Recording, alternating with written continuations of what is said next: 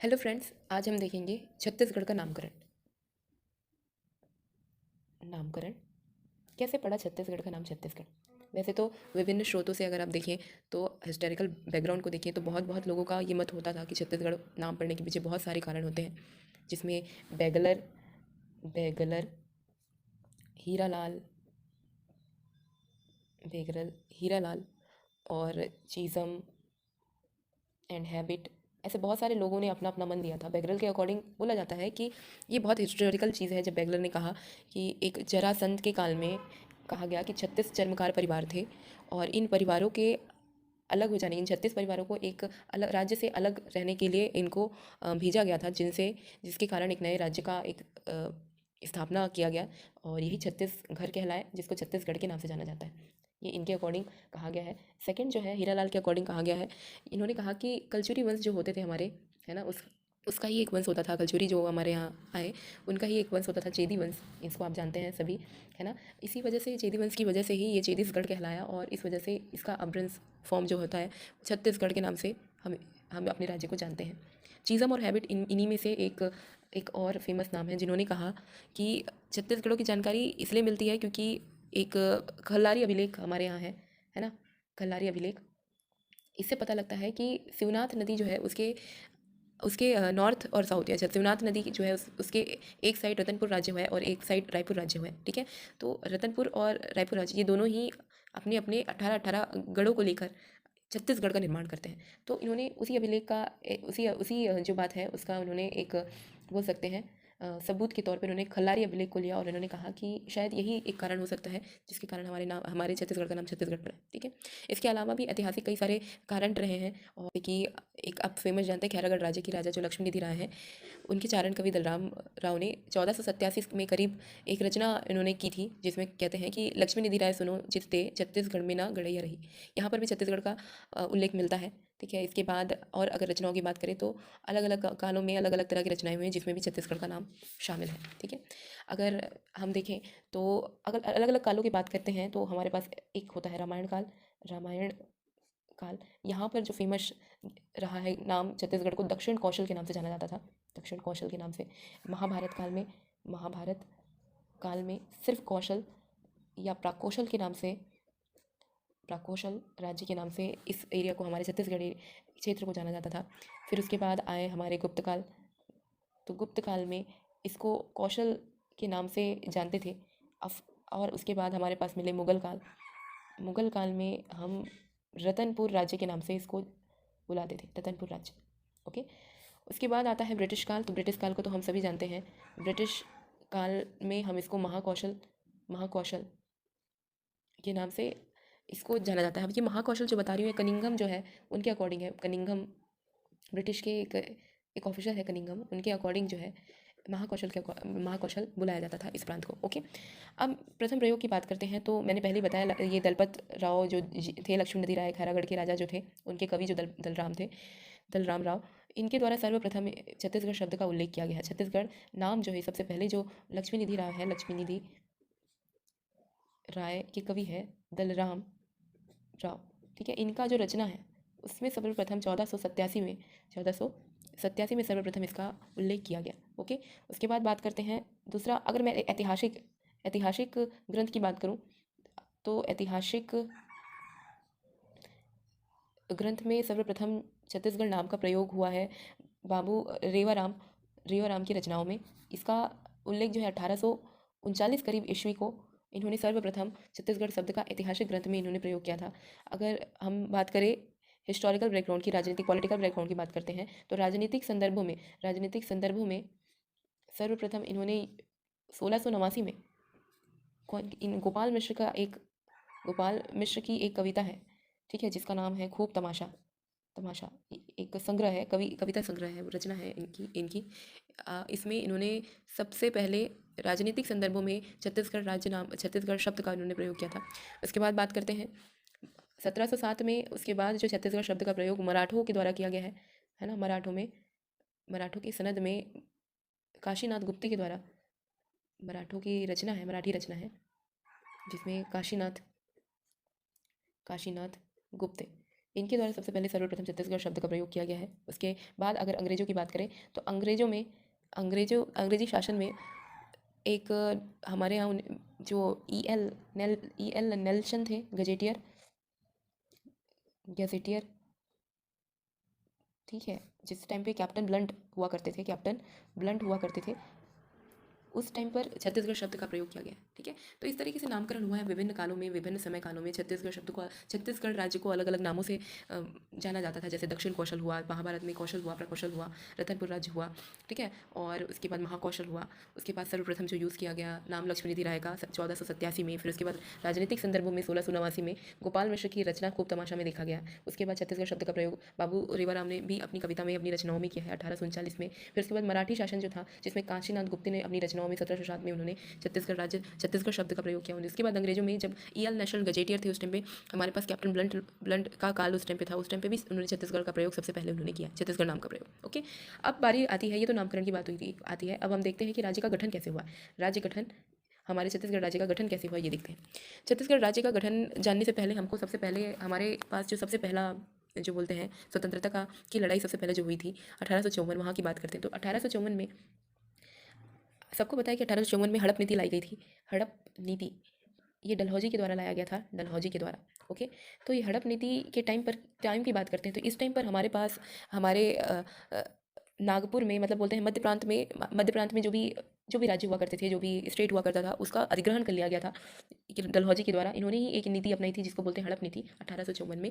तो उस टाइम पे हमारे पास जो सेंटर का जो एरिया रहता था, जिसको बोलते हैं नागपुर, जिसमें हमारा छत्तीसगढ़ भी इंक्लूड था। ये हिस्सा जो है ब्रिटिशों के द्वारा क्या किया गया, अधिग्रहित कर लिया गया, अधिग्रहण में ले लिया गया, अपने राज्य, इसको ब्रिटिश राज्य में इसको मिला लिया गया। ओके, तो 1854 की बात है ये, जब 1854 में हमारे यहाँ जो डलहौजी के द्वारा जो भी हड़प नीति लगाई गई थी, जिसके कारण मध्य प्रांत का जो हिस्सा है नागपुर और छत्तीसगढ़, इसको जो है ब्रिटिश राज्य में मिला लिया गया, ठीक है। अब यही जो मध्य प्रांत है, जो 1861 में पुनर्गठित करके एक मध्य प्रांत की रचना की गई। तो छत्तीसगढ़ राज्य जो है इस मध्य प्रांत का हिस्सा हो गई। 1861 में मध्य प्रांत का गठन किया गया, ये याद रखेंगे, जिसकी राजधानी जो है नागपुर हुआ करती थी। ओके, और इसमें हमारा जो छत्तीसगढ़ के कुछ हिस्से, जिसमें से जिले बनाए गए, 2 जिले बनाए गए, एक है आरपीआर और बीएसपी। बिलासपुर और रायपुर 2 जिले बनाए गए, और इस पुनर्गठन में छत्तीसगढ़ भी इसका हिस्सा हुआ करता है। उसके बाद 1862 में छत्तीसगढ़ को एक संभाग बनाया गया। संभाग जब बनाया गया तो उस टाइम पे 3 जिले हुआ करते थे, एक आरपीआर, दूसरा होता है बिलासपुर, और तीसरा जो होता है संबलपुर, ठीक है, संबलपुर। ओके, तो यहाँ पर संबलपुर इस टाइम पे नया इंक्लूड हुआ है। संबलपुर उस टाइम पे छत्तीसगढ़ का ही हिस्सा हुआ करता था, मध्य प्रांत का ही हिस्सा हुआ करता था। ओके, और पहले ये बंगाल प्रांत का हिस्सा था, लेकिन अब जो है इसको संबलपुर को जब इसको 1862 में जब संभाग बनाया गया, तो ये हमारे यहाँ संबलपुर हमारे यहाँ का हिस्सा करता था या करने लगा, ठीक है। उसके बाद बात करते हैं, आगे की बात करते हैं। तो फिर उसके बाद समय आया 1905 का समय आया है, यहाँ पर बात करते हैं। तो 1905 का समय हुआ जब हमारे पास बंगाल प्रांत और सेंट्रल प्रोविंस का पुनर्गठन किया गया। यहाँ पर मैंने बताया कि पहले संबलपुर बंगाल का हिस्सा हुआ करता था, लेकिन 1905 का समय वो समय है जब बंगाल प्लस ये जो मध्य प्रांत है, इसका पुनर्गठन किया गया। अब जब पुनर्गठन किया गया तो उस टाइम पे संबलपुर को उड़ीसा का हिस्सा बना दिया गया। ओके, तो यहाँ पर 1905 ही वो सन होता है जिसमें संबलपुर जो है उड़ीसा में शामिल हुआ। उसके बाद बात करते हैं 1948 की, जब हमको आज़ादी मिल गई, उसके बाद की बात करते हैं। तो 1948 के बाद यहाँ पर 14 रियासतों को हमारे नवगठित जो भी राज्य है, भारत जो हमारे पास इंडिपेंडेंस भारत है, स्वतंत्र भारत है, उसमें इन 14 रियासतों का विलय कर दिया गया।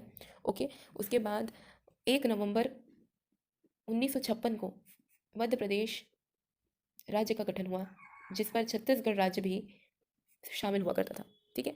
उसके बाद यहाँ पर इतनी जो डेट मैंने आपको बताई, राज्य गठन क्या चीज़ बताया, 1954 को सर्वप्रथम हड़प नीति के थ्रू क्या हुआ था, ब्रिटिश जो है मध्य प्रांत को अपना हिस्सा बना दिए थे, ब्रिटिश राज्य का हिस्सा बनाया था, जिसको 1961 में फिर पुनर्गठित करके मध्य प्रांत बनाया गया।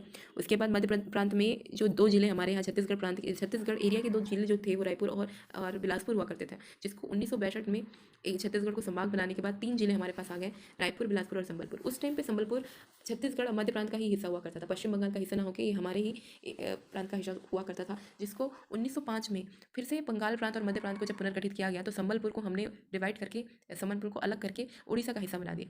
फिर बारी आती है इंडिपेंडेंस की, स्वतंत्रता के बाद 1948 के बाद हमने अलग अलग रियासतों को बोला कि वो अपने तरीके से भारत में विलय हो जाए, ताकि क्या बोल सकते हैं 1948 में अलग अलग रियासतों को, जिसमें से छत्तीसगढ़ से करीब 14 रियासतें भारत में विलय हुए और 1 नवंबर 1956 को मध्य प्रदेश प्रांत का गठन हुआ, राज्य का गठन हुआ, जिसमें छत्तीसगढ़ भी इंक्लूड का, छत्तीसगढ़ भी इसका हिस्सा हुआ करता था। ठीक है, उसके बाद बात करते हैं मांग कब से स्टार्ट हुई, कब छत्तीसगढ़ राज्य जो है सर्वप्रथम हमारे पिक्चर में आया और कब छत्तीसगढ़ का गठन जो है इंडिविजुअल हो पाया। ठीक है, तो बात करते हैं अगर छत्तीसगढ़ प्रांत की, छत्तीसगढ़ राज्य की अगर हम बात करें तो इसकी मांग जो है 1918 को ही स्टार्ट हो गई थी। 1918 को सर्वप्रथम जो है सुंदर लाल शर्मा के द्वारा सर्वप्रथम 1918 को इसका स्वप्न देखा गया, छत्तीसगढ़ राज्य का स्वप्न सुंदरलाल शर्मा द्वारा सर्वप्रथम देखा गया। ओके, उसके बाद 1956 में, अब इसके बारे में 1918 में ही सर्वप्रथम हमने छत्तीसगढ़ के बारे में स्वप्न सजा लिया था कि छत्तीसगढ़ प्रांत जैसा भी एक अलग प्रांत होना चाहिए। उसके बाद लेकिन हम वहाँ पर कुछ चीज़ें नहीं कर पाए, जस्ट बिकॉज हमारा देश जो है गुलाम था, हमको इंडिपेंडेंस नहीं मिली थी, हम कुछ नहीं कर पाते थे। 1948 के बाद चीज़ें थोड़ी क्लियर हुई और उसके बाद मध्य प्रदेश का ही हिस्सा बना 1956 में। फिर बाकी जो चीज़ें हुई है 1956 में ही ये पॉसिबल हो पाया है। उसके बाद हमने 1956 में राजनांदगांव में हमने इंटरनल एक महासभा का आयोजन किया, एक महासभा गठित किया, जिसे राजनांदगांव में छत्तीसगढ़ महासभा के नाम से जानते हैं। 1956 में हमने इस सपने को जारी रखते हुए, इस योजना को जारी रखते हुए, छत्तीसगढ़ का गठन जारी रखते हुए छत्तीसगढ़ महासभा का हमने गठन किया, छत्तीसगढ़ महासभा का गठन किया, जिसके जो सदस्य थे, जिनका जो सदस्य था, मांग ये एक्चुअली छत्तीसगढ़ महासभा का जो मांग है उसको लेकर हमने एक सभा बनाई 1956 में। ओके, उसके बाद हमने 1967 में जो हमारे पास राज्यसभा के उस टाइम पे सदस्य खूबचंद बघेल, डॉक्टर खूबचंद बघेल साहब थे हमारे, 1967 में उस टाइम पे राज्यसभा के सदस्य हुआ करते थे। तो इनके थ्रू एक छत्तीसगढ़ भाद्र संघ का गठन किया गया, और भाद्र संघ का गठन करने के बाद इनके जो सदस्य हुए थे रामाधार कश्यप, प्यारे लाल कंवर, इसको याद रखेंगे क्योंकि पूछ सकते हैं कि एक तो ये पूछेंगे कि छत्तीसगढ़ भाद्र संघ का गठन किन्होंने किया, तो इसको क्या उस टाइम पर राज्यसभा के जो करंट राज्यसभा के सदस्य हुआ करते थे खूबचंद बघेल, इनके द्वारा किया गया, और इसके जो सदस्य हुआ करते थे वो प्यारेलाल कंवर, रामाधार कश्यप और चंदूलाल चंद्राकर हुआ करते थे। उसके बाद 1998 में संसद की लोकसभा में एक विधेयक पास किया गया, विधेयक प्रेषित किया गया जिसमें छत्तीसगढ़ राज्य की मांग की गई। ठीक है, 1998 में संसद में लोकसभा में एक विधेयक पारित किया गया जिसमें छत्तीसगढ़ राज्य की मांग इसमें शामिल हुआ करता था, जिसमें 25 जुलाई 2000 को इन्होंने गृह मंत्री, जो हमारे करंट के गृह मंत्री हुआ करते थे, लाल कृष्ण आडवाणी साहब, उनके थ्रू हमने क्या किया, लोकसभा में मध्य प्रदेश पुनर्गठन विधेयक प्रस्तुत किया, मध्य प्रदेश पुनर्गठन विधेयक प्रस्तुत किया। ठीक है, जो चीज़ 1998 में संसद के लोकसभा में हमने मांग रखी थी वो 25 जुलाई 2000 को गृह जो मंत्री थे हमारे लाल कृष्ण आडवाणी के द्वारा मध्य प्रदेश पुनर्गठन विधेयक प्रस्तुत किया गया, जिसको पारित किया गया 31 जुलाई 2000 को, जो पारित हो गया। ठीक है, और साथ ही साथ 9 अगस्त 2000 को ये राज्यसभा से भी ये पारित हुआ, जिसको 25 अगस्त 2000 को राष्ट्रपति ने इस पे फाइनली साइन करके, हस्ताक्षर करके इन्होंने इसको कंफर्मेशन दे दिया कि छत्तीसगढ़ राज्य के निर्माण संबंधी इन्होंने अनुमोदन यहाँ पर इन्होंने कर दिया। उस टाइम पे करंट पर जो राष्ट्रपति थे वो थे KR नारायणन साहब उस टाइम पर करंट में राष्ट्रपति थे, जिन्होंने हस्ताक्षर करके ये अनुमोदित कर दिया 25 अगस्त 2000 को। ओके, जो कि 1 नवंबर 2000 को हमारा छत्तीसगढ़ जो है बन के तैयार हो गया। इस तरीके से छत्तीसगढ़ जो है 1 नवंबर 2000 को तैयार हुआ है, और उस टाइम पर करंट पर हमारी राजधानी जो है रायपुर हुआ करती थी, और बिलासपुर में हाई कोर्ट बनाया गया। ठीक है, और इस तरीके से छत्तीसगढ़ राज्य का गठन हमारा हो गया। ओके, कुछ स्पेशल डेट्स के बारे में बात करूँ तो यहाँ पर स्टार्टिंग से अगर मैं दिखाऊँ तो आपको कुछ इंपॉर्टेंट डेट्स को ध्यान रखना पड़ेगा। जैसे हमारे पास 1861 है, जब मध्य प्रांत का गठन किया गया। ठीक है, 1861 पुनर्गठित किया गया, मध्य प्रांत का गठन किया गया, जहाँ पर रायपुर और नागपुर जो है उस टाइम पे राजधानी हाँ, जिले हुआ करते थे छत्तीसगढ़ एरिया के। 1965 में इसको छत्तीसगढ़ संभाग बनाया गया। छत्तीसगढ़ संभाग जब बनाया गया तो उसके 3 जिले हुआ करते थे। रायपुर हो गया, बिलासपुर हो गया, संबलपुर हो गया। संबलपुर उस टाइम पे छत्तीसगढ़ का मध्य प्रांत का ही हिस्सा हुआ करता था, जिसको 1905 में बंगाल और मध्य प्रांत का पुनर्गठन आयोग बनाया गया, जिसमें संबलपुर को उड़ीसा का हिस्सा कर दिया गया। फिर 1948 की बात करते हैं, जिसमें जो रियासतें हैं छत्तीसगढ़ से करीब 14 रियासतें जो है जिसका भारत में विलय कर दिया गया। फिर 1 नवंबर 1956 को मध्य प्रदेश राज्य का गठन किया गया, ठीक है, जिसमें छत्तीसगढ़ भी इसका हिस्सा हुआ करते थे। अगर मैं सर्वप्रथम बात करूँ मांग कहाँ से की गई और छत्तीसगढ़ राज्य कैसे बनाया गया, छत्तीसगढ़ राज्य कैसे बन के तैयार हुआ, तो सबसे पहली बात तो 1918 में ही सुंदरलाल शर्मा के द्वारा इसका स्वप्न देख लिया गया था। उसके बाद 1956 में जब महासभा एक इसी सब स्वप्न को आगे बढ़ाते हुए सपने को पूरा करने के लिए इन्होंने छत्तीसगढ़ महासभा का इन्होंने गठन किया। और 1967 में राज्यसभा के उस टाइम पे अध्यक्ष नहीं बोला, उस टाइम पे राज्यसभा के सदस्य हुआ करते थे खूबचंद बघेल साहब। उन्होंने छत्तीसगढ़ भारत संघ का गठन किया और इसके जो सदस्य बनाए गए रामाधार कश्यप, प्यारेलाल कंवर और चंद्रलाल चंद्राकर जी को इसका सदस्य बनाया गया। और 1998 में संसद में ये मांग रखी कि हमको छत्तीसगढ़ राज्य एक चाहिए, जिसको 25 जुलाई 2000 को लाल कृष्ण आडवाणी जो उस टाइम पे गृह मंत्री हुआ करते थे, उन्होंने मध्य प्रदेश पुनर्गठन आयोग विधेयक प्रस्तुत किया और 31 जुलाई 2000 को ये विधेयक जो है पारित हुआ। 9 अगस्त को राज्यसभा से इसको पारित कर दिया गया और 25 अगस्त 2000 को राष्ट्रपति के द्वारा हस्ताक्षर करके छत्तीसगढ़ राज्य का गठन को अनुमोदित कर दिया गया। ओके, और 1 नवंबर 2000 को छत्तीसगढ़ राज्य का गठन हुआ, जहाँ पर रायपुर इसकी राजधानी हुई और बिलासपुर में हाईकोर्ट बनाया गया। इस तरीके से छत्तीसगढ़ राज्य का गठन हुआ।